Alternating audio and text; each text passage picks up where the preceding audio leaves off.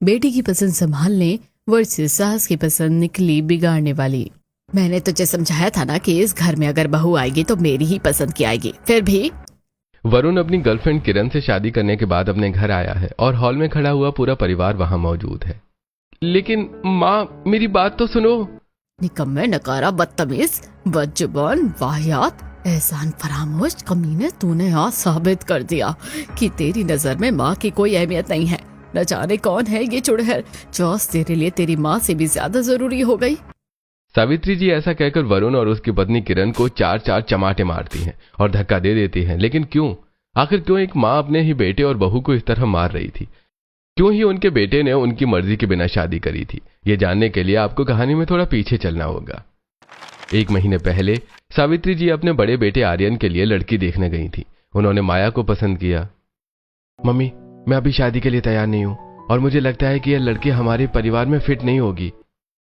देख आर्यन, शादी तो तेरी उसी लड़की से होगी, चाहे कुछ भी हो जाए। शादी मेरी पसंद की लड़की से होगी। देख कितनी अच्छी लगती है, पढ़ी लिखी है, मॉडर्न है। सावित्री जी ने आर्यन की एक नहीं सुनी और जबरदस्ती उसकी शादी माया से करवा दी। घर के कोने में खड़ा वरुण ये सब देख रहा था। उसके मन में दहशत बैठ गई। अगर माँ भाई के साथ इतनी जोर जबरदस्ती कर रही हैं तो मेरी तो बिल्कुल भी नहीं मानेंगी। माँ हमें कभी एक नहीं होने देंगी। माया बड़ी बहू बनकर घर आई। सावित्री जी बहुत खुश थीं कि उन्हें उनकी पसंद की बहू मिली है। गृह प्रवेश के बाद अगले दिन पहली रसोई की रस्म थी। मैंने थोड़ी ना सोचा था कि ये इस जॉइंट फैमिली में आकर मुझे पूरे कुनबे का खाना बनाना पड़ेगा। यहाँ कोई ढाबा खुला है क्या? तभी मुस्कान किचन में पानी लेने आती है। भाभी, थोड़ा पानी दे दो ना। अपने आप नहीं ले सकती हो क्या? हाथ पैर नहीं है क्या तुम्हारे? मुस्कान की आंखों में आंसू आ जाते हैं।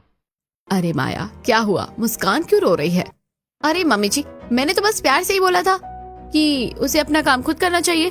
अब इतना भी नहीं बोल सकती क्या मैं? चुप हो जा। माया ठीक कह रही है, वो तेरी भाभी है, उसका इतना हक तो बनता ही है।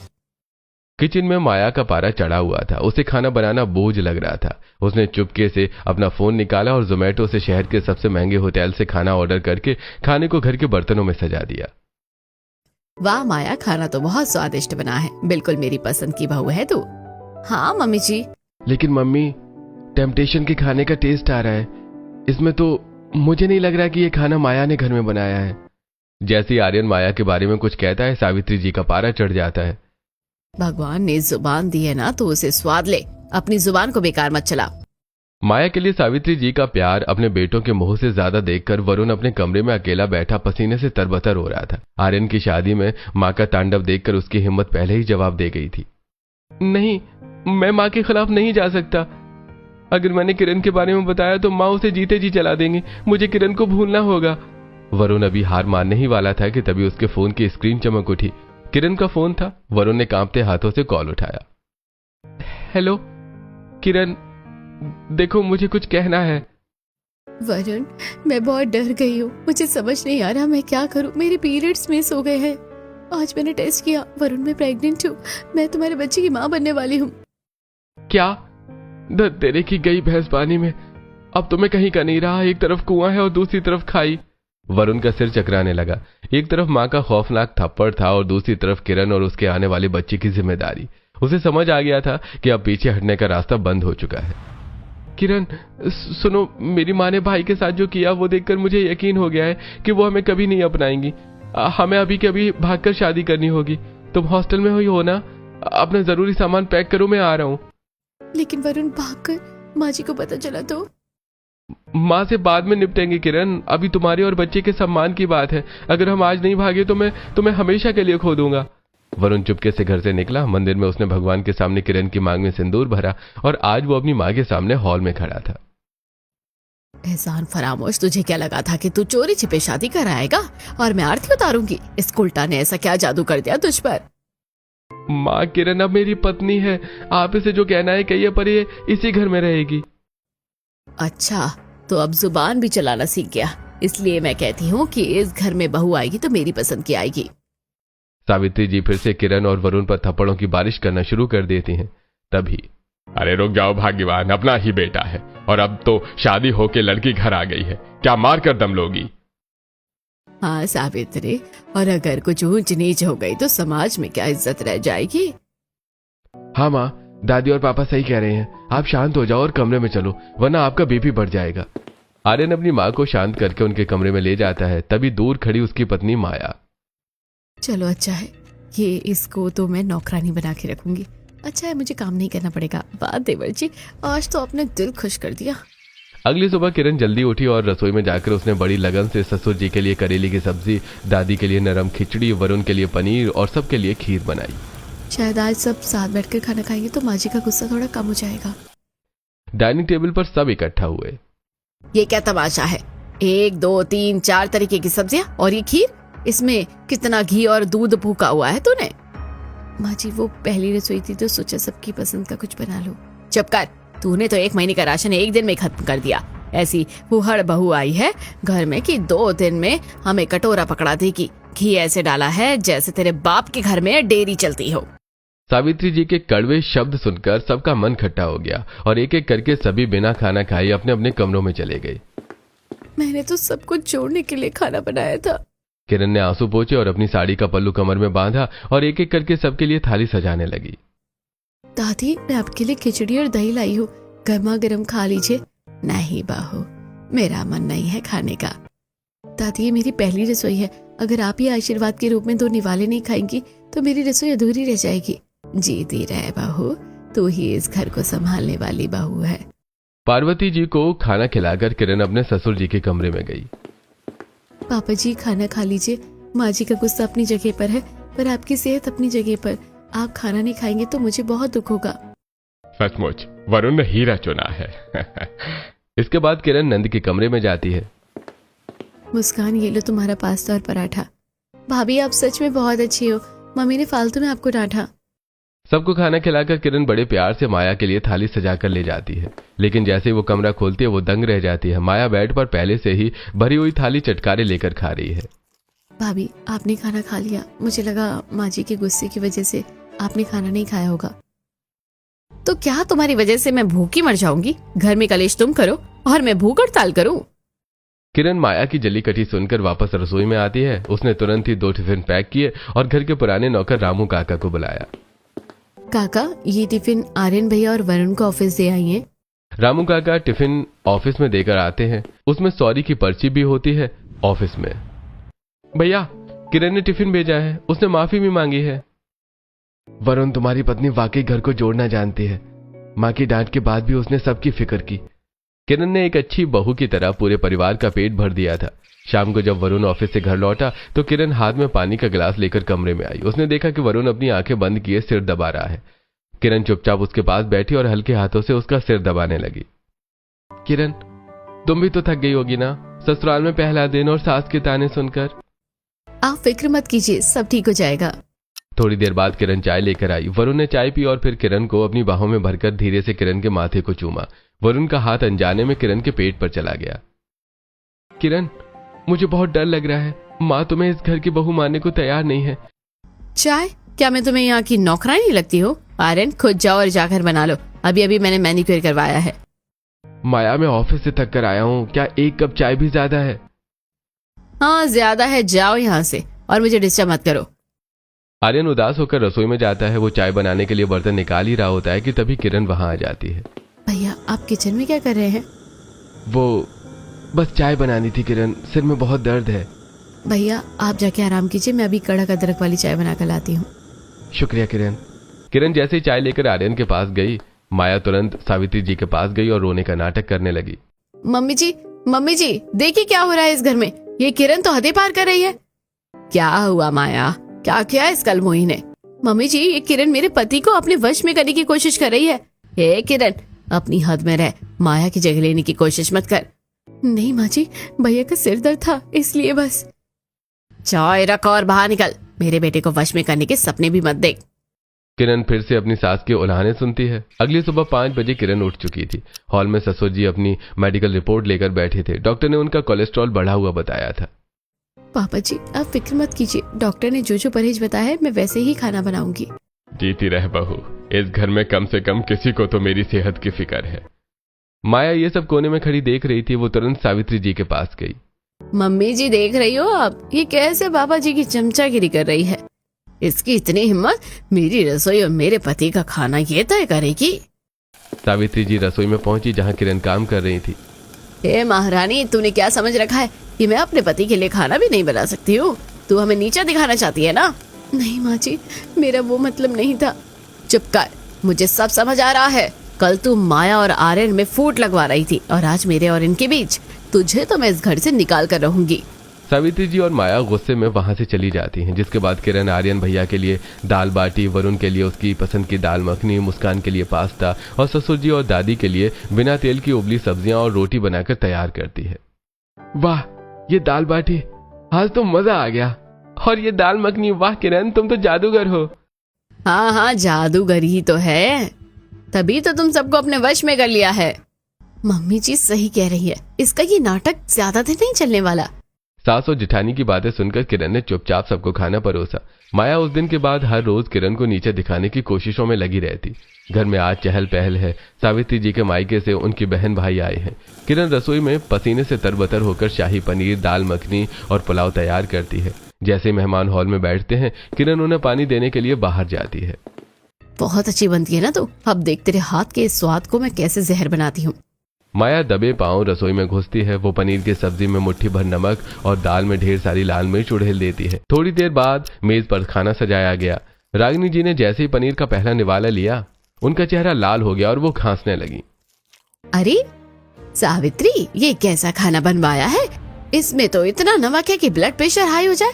और दाल, ये दाल है या तेजाब? मेरी तो जीभ ही जल गई। अरे सावित्री, हमने सोचा था तेरी बहू के हाथ का स्वाद चखेंगे, पर ये तो खाना कम और सजा ज्यादा लग रही है। मेरी नाक कटवा दी इस उल्टा ने। मुझे तो पहले से ही पता था कि ये घर बिगाड़ने वाली बहू है। नहीं माँ जी, मैंने तो सब चक्कर बनाया था, मुझे नहीं पता ये कैसे हुआ। मम्मी जी, मैं तो पहले ही कह रही थी कि मैं मदद करवा देती हूँ, पर इसने मुझे धक्के मारकर रसोई से निकाल दिया। सावित्री मेहमानों के सामने ही किरण को एक जोरदार चांटा मारती है। बदतमीज, बेहया, बेशरम।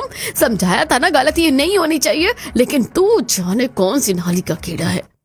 अरे सावित्री, रहने दे, मेहमानों के सामने मार पिटाई अच्छी नहीं लगती। बहू ही तो है। नहीं बहन, ये बहू नहीं, ये मेरे घर की बदकिस्मती है। ये मेरे बेटे की पसंद है, मेरी नहीं। किरण अपना गाल पकड़कर खड़ी रहती है और चुपचाप सबकी कड़वी बातें सुनती रही, जिसके बाद मेहमान वापस चले गए और सावित्री जी अपने कमरे में चली गई। तभी कितनी बेशरम हो ना तुम, अपनी इज्जत प्यारी है तो अभी चले जाओ यहाँ से। अभी मेरा भी ससुराल है और मेरी भी सास, आप फिक्र मत करो। किरण जवाब देकर अपने कमरे में चली जाती है। उसी रात को वरुण और किरण अपने कमरे में थे। किरण की कमर में असहनीय दर्द था, वो सीधा खड़ी भी नहीं हो पा रही थी। माँ, अब बहुत हो गया, आप किरण से इतना काम क्यों करवाती हैं? क्या आपको नहीं दिख रहा है कि उसकी तो हालत ठीक नहीं है? क्या हुआ, 2 दिन काम कर लिया क्या, नखरे शुरू हो गए? नखरे नहीं है माँ, वो भी इंसान है। आप और माया भाभी ने इसे नौकरानी बना रखा है। चल चल, लुगाई का गुलाम, मुझे तो तुझसे बात ही नहीं करनी है। सावित्री जी वरुण को चांटा मारकर अपने कमरे में चली जाती हैं। इससे माया की हिम्मत और बढ़ जाती है। अब जब भी माया की खाना बनाने की बारी आती, वो कोई ना कोई बहाना बना लेती। कभी कहती कि उसे पार्लर जाना है, कभी मंदिर का बहाना बनाती। वो चुपके से ऑनलाइन ऑर्डर कर देती और घर के बर्तनों में सजा देती। घर के बुजुर्गों की सेहत बिगड़ने लगी। ससुर जी का कोलेस्ट्रॉल बढ़ गया और दादी सास को बदहजमी रहने लगी। पापा जी की सेहत खराब हो रही है, बाहर का खाना इनके लिए जहर है। भाभी प्लीज, आज से मैं ही खाना बनाऊंगी। चलो भला टली, मुझे तो वैसे भी इस रसोई की गर्मी बर्दाश्त नहीं होती। याद रहे, किसी को पता नहीं चलना चाहिए कि रसोई में तू खट रही है। किरण अपनी थकान और प्रेगनेंसी के दर्द को भूलकर चुपचाप रसोई संभालने लगी। शाम को जब वरुण ऑफिस से लौटा, उसने किरण को रसोई में पसीने से तरबतर देखा। किरण, तुम फिर रसोई में? माँ जी तो कह रही थी कि माया भाभी सारा काम कर रही हैं। नहीं वरुण, ऐसी कोई बात नहीं है, भाभी मेरी बहुत मदद करती है, आप चिंता मत करिए। भाभी काम कर लेती हैं? मुझे तो विश्वास नहीं होता, पर अगर तुम कह रही हो तो ठीक है। किरण सुबह शाम सबकी पसंद का खाना बनाकर खिला रही थी। आज रात के 12 बज रहे हैं, पूरा घर सो चुका है, लेकिन वरुण बालकनी में लैपटॉप खोलकर बैठा हुआ है। किरण वहां धीरे से आती है, हाथ में ब्लैक कॉफी का मग है। वरुण, बहुत देर हो गई है, कॉफी पी लीजिए, सिर का दर्द कम होगा। शुक्रिया किरण, पर तुम अभी तक सोई क्यों नहीं? तुम्हारी तबीयत भी तो ठीक नहीं रहती है आजकल। आप जाग रहे हैं तो मुझे नींद कैसे आएगी? आप चिंता मत कीजिए, मैं जानती हूँ। अगले दिन सुबह किरण वरुण के ऑफिस जाने से पहले उसके कपड़े प्रेस करके रखती है और उसका पुराना फटा हुआ पर्स देखती है। वो चुपके से एक नया पर्स ऑर्डर करती है। जब वरुण सुबह तैयार होता है तो वो उसे नया पर्स देती है। अरे किरण, इसमें तो हमारी शादी की फोटो है। हाँ, ताकि जब भी आप ऑफिस में काम से परेशान हो इस फोटो को देखकर याद रखें कि घर पर कोई आपका इंतजार कर रहा है। दूसरी तरफ माया बेड पर बैठी दर्जनों शॉपिंग बैग्स खोल रही है और आर्यन को बिल दिखा रही है। माया, इस महीने वैसे ही बजट खराब है और तुम इतना खर्च कर रही हो। क्यों पूछूं? मैं इस घर की बड़ी हूँ, मेरा हक है। आर्यन थककर पास आने की कोशिश करता है और माया को गले लगाना चाहता है। उफ आर्यन, मेरा सिर मत खाया करो, काम करने दिया करो मुझे। फालतू की ये रोमांस वाली बातें मुझे पसंद नहीं है। एक तरफ किरण के कमरे में प्यार था तो माया के कमरे में नफरत। अगले दिन किरण सुबह 5 बजे उठकर वरुण के लिए अदरक वाली चाय और उसका टिफिन तैयार करती है। वरुण के जूते पॉलिश करके रखती है और उसके माथे पर तिलक लगाकर उसे विदा करती है। माया 10 बजे सोकर उठती है। आर्यन खुद अपनी शर्ट पर बटन टांग रहा होता है। माया, कम से कम नाश्ता तो बना देती। मम्मी को बोलो ना, मुझे सोने दो, मेरा ब्यूटी स्लीप खराब हो रहा है। आर्यन बेमन से भूखा ही ऑफिस चला जाता है। अगले दिन रविवार होता है और दोपहर में बारिश हो रही होती है। किरण और वरुण दोनों बालकनी में एक ही मग से चाय पी रहे हैं। किरण ने गर्मा गर्म पकौड़े बनाए हैं। दोनों हंसी मजाक कर रहे हैं। वहीं आर्यन खिड़की के पास खड़ा बारिश देख रहा है और माया फोन पर अपनी माँ से चुगली कर रही है। दिन गुजरते हैं और आज घर में आर्यन की बुआ जी आई हुई हैं। किरण सुबह से रसोई में खट रही है जबकि माया सिर दर्द का बहाना बनाकर कमरे में आराम कर रही थी। वाह सावित्री, क्या स्वाद है किरण के हाथ के खाने में। हाँ दीदी, जब राशन बिगड़ेगा तो स्वाद तो आएगा ही। सच कहूं तो सावित्री, तेरी किस्मत चमक गई। ऐसी बहू तो लाखों में मिलती है जो इतनी सेवा भावी और गुणी है। वरना तेरी बहू माया को देखो, हम आए तब से एक बार पानी तक नहीं पूछने आई। माया ये सब दरवाजे के पीछे खड़ी सुन रही थी। जैसे बुआजी और मेहमान विदा हुए माया तूफान की तरह हॉल में आई। मम्मी जी, देखा आपने, इस गंवार किरण ने बुआ जी के कान कैसे भर दिए। बुआ जी सबके सामने मेरी बेइज्जती करके चली गई। अभी मैंने कुछ नहीं कहा। बुआ जी को खाना पसंद आया तो उन्होंने बस। चुप कर, मुझे पता है तू क्या चाहती है। तू चाहती है कि मम्मी जी मुझे इस घर से निकाल दे और तू यहाँ की अकेली मालकिन बन जाए। तूने बुआ जी को पट्टी पढ़ाई है ना, मैं काम नहीं करती। माया सही कह रही है, मेरी ननद के सामने मेरी बहू की बुराई करने की तेरी हिम्मत कैसे हुई। सावित्री जी एक बार फिर से किरण को जलील करती हैं। कुछ दिनों बाद सावित्री जी की शादी की एनिवर्सरी आने वाली है। वो अपनी अलमारी से खूबसूरत लाल बनारसी साड़ी निकालती हैं। माया देखो, ये साड़ी और ये मंगलसूत्र मुझे बहुत पसंद है। ये मुझे मेरी शादी पर मिली थी, इस बार एनिवर्सरी पर यही पहनूंगी। मम्मी जी, आप इसमें किसी अप्सरा से कम नहीं लगोगी। उसी रात जब सब सो जाते हैं, माया दबे पांव सावित्री जी के कमरे में घुसती है। वो अलमारी से वो कीमती साड़ी और मंगलसूत्र निकाल लेती है। साड़ी को वो किरण के गंदे कपड़ों वाले लॉन्ड्री बैग में ठूंस देती है और एनिवर्सरी वाले दिन। मम्मी जी, आज तो आपकी एनिवर्सरी है, चलिए जल्दी से वो रेड वाली साड़ी निकालिए और वो अपना मंगलसूत्र पहनिए, आप पर बहुत जचेगा। अरे ये क्या, यहाँ तो कुछ भी नहीं है। मेरी साड़ी और मंगलसूत्र कहाँ है? हाय राम, मम्मी जी आपके कमरे में इससे चोरी, ये तो घर का कोई आदमी कर सकता है। चलिए मम्मी जी, आज पता करते हैं कि इस घर का असली चोर कौन है। तू सही कह रही है माया, वो घर बिगाड़ने वाली ही ऐसा कर सकती है। सावित्री जी और माया गुस्से में किरण के कमरे में पहुंचती हैं। ए किरण, कहाँ छुपाया है मेरा मंगलसूत्र और साड़ी? निकाल अभी। देखिए मम्मी, ये रहा आपका मंगलसूत्र और वो देखिए लॉन्ड्री बैग में आपकी साड़ी कैसे मरोड़ कर रखी है। बेशरम, मेरी सबसे प्यारी चीज पर हाथ साफ किया तूने। सावित्री जी पूरी ताकत से किरण को एक जोरदार थप्पड़ मारती हैं। किरण फर्श पर गिर जाती है, उसकी आंखों से आंसू छलक पड़ते हैं। सावित्री जी अपना सामान लेकर गुस्से में बड़बड़ाती हुई वहां से चली जाती हैं। देखा किरण, कितनी बेवकूफ हो तुम। दिन भर इस घर में नौकरानी की तरह खटती हो, सबकी गालियां सुनती हो और बदले में तुम्हें क्या मिलता है? एक थप्पड़। अगर मैं तुम्हारी जगह होती ना तो मैं अब तक तांडव कर देती, कम से कम अलग रहने की मांग तो करती। क्यों सह रही हो ये सब? भाभी कोई बात नहीं, माँ जी के प्यार पर और उनके थप्पड़ पर, दोनों पर मेरा हक है। और वो मेरी माँ जैसी है, अगर उन्होंने गुस्से में हाथ उठा लिया या 4 बातें बोल दी तो मुझे कोई दिक्कत नहीं है।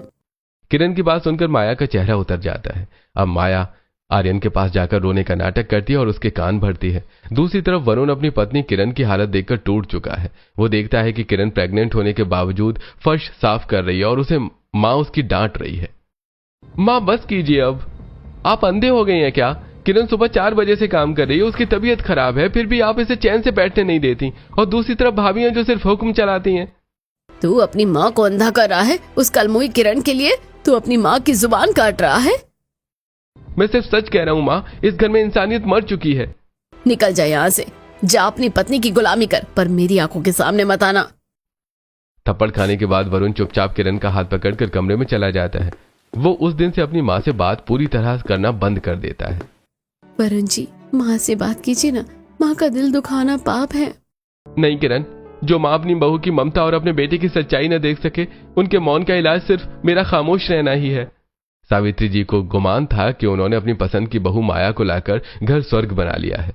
आर्यन भी माया से परेशान था। एक दिन, माँ मैं आपसे कुछ बात करना चाहता हूँ।